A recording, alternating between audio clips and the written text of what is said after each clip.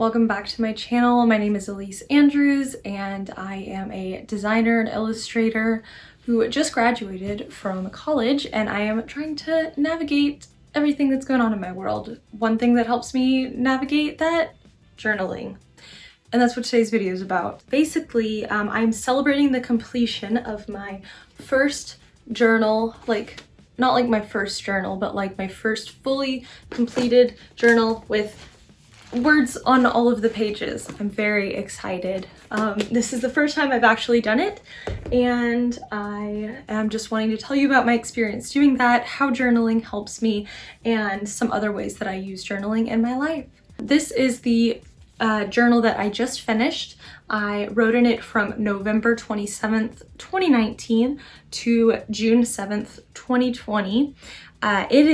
This is a very interesting time period, and I'm very happy that I have it all written down, because you go from kind of the end of my first semester of my senior year and then into the last semester of my senior year and everything that has come with it, with the pandemic and everything. So and I use this a lot to really get through a lot of the feelings that I was having. I kind of pushed away being upset about the rest of my senior year being canceled.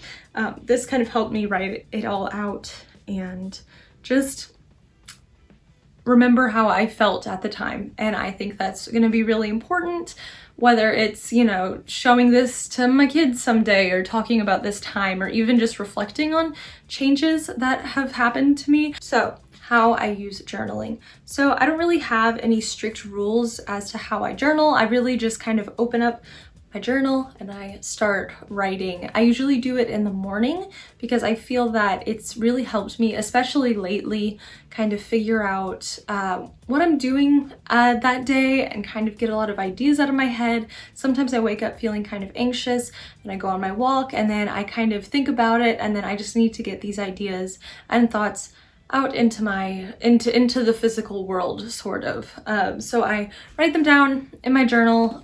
Usually I'll write like 1 to 2 pages, sometimes up to like 7 pages, depending on what's going on. But I would definitely say that I do the majority of my journaling at the beginning of the day, kind of after breakfast and my walk and everything, and when I'm sitting down getting ready to kind of start doing some work for the day. Also, journaling sometimes helps me realize that I'm overreacting about something, or even realize that, something that I am worried about is very valid, and kind of helps me to strategize how I'm going to deal with it. So it's been really important to me, even for the past few years. I tried to keep a more consistent journal at the beginning of college because I wanted to remember everything. And I do have one that was kind of filled from freshman year, but it's not super complete. I started my journaling journey whenever I was a junior in high school, and I still have my journals from then, and they're kind of cringy to read because at that time I guess it was what I cared about a lot, but I just wrote about boy related things like people I had crushes on, or whenever I had my first boyfriend, writing about that and stuff. And while I'm really happy that I do have something to look back on, I do wish that I wrote more just about kind of what was going on in my everyday life then. What were my friends and I doing? Things like that. And I also even think I acknowledged it in my journal itself, being like, I wish that I wrote about other things other than boys.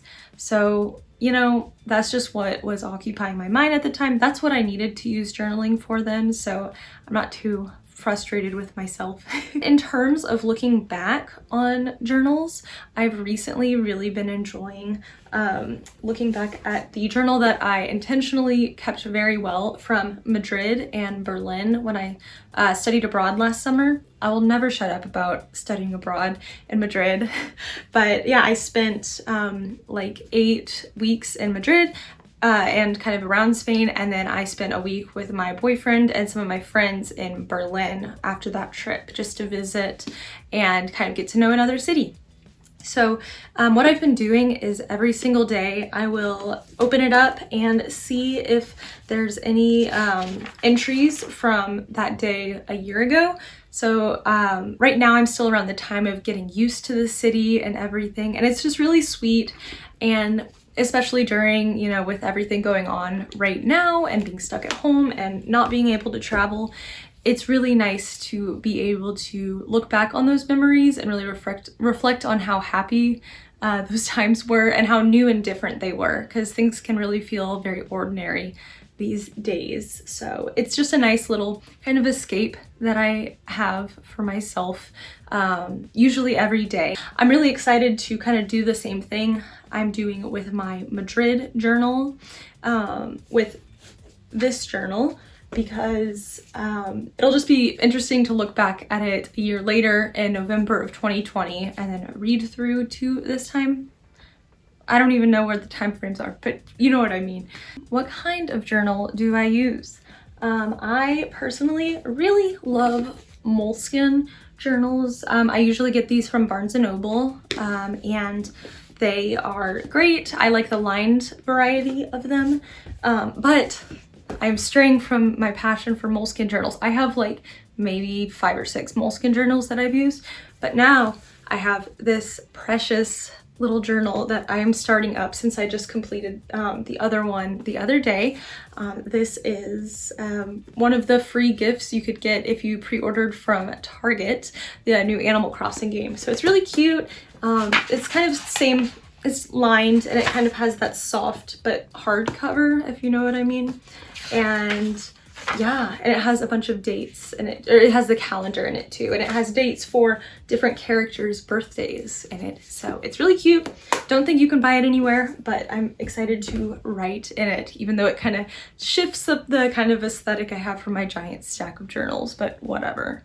Also, in general, I feel like I've been doing a lot more writing over the past few months, whether it be for journaling or for planning YouTube videos. I actually type out a lot. On this document I have that I'm looking at on my computer right now, I have there's like 4,000 or 5,000 words already on it, because I like to kind of plan out my ideas for my videos. But anyway, they're kind of like blog posts.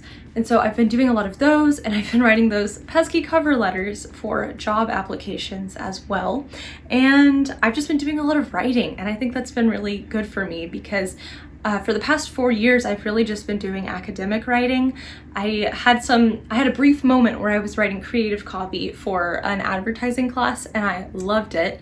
So it gave me a little more creativity, but I think I have been really missing being able to just write about what I want to write about and plan things and be more creative with writing. I never took a creative writing class, and before I went to college and even in high school, I just never really pictured myself as a writer. I had tried a lot of the time to write books as a kid and just kind of write things, and it never really worked for me. But I feel like with this distancing from academic writing, you know, after my college experience, I just wrote a huge thesis paper full of academic writing and stuff, but now I can kind of switch it up, and I've really just been enjoying writing as a whole over the past few months. Another thing that I am writing every day is letters to friends. I'm trying to write like 1 letter a day to friends and mail it out. My sorority has like a mailing list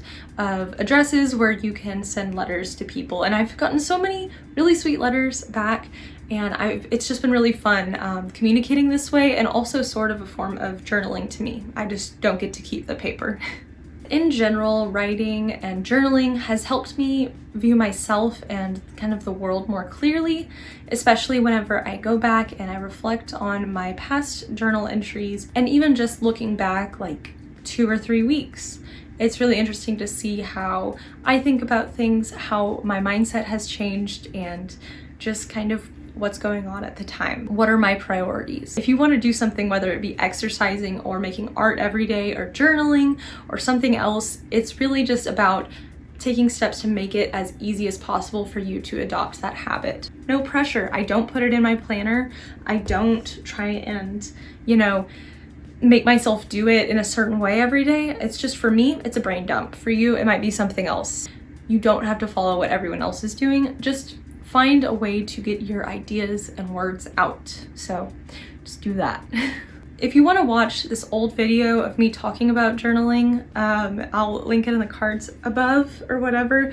It's from 2016. It's like 6 tips for starting a journal in 2016. It's one of my more viewed videos, so if you want to check it out, please do. It's really old and cringy. Thank you so much for watching this video. I hope you continue to write and read and learn and create during this time and into the future. If you liked this video, got some value from it, please like the video and subscribe if you'd like to see more content from me about my post-grad adventures. Thank you so much for watching again, and I will see you on Saturday for my podcast. Bye.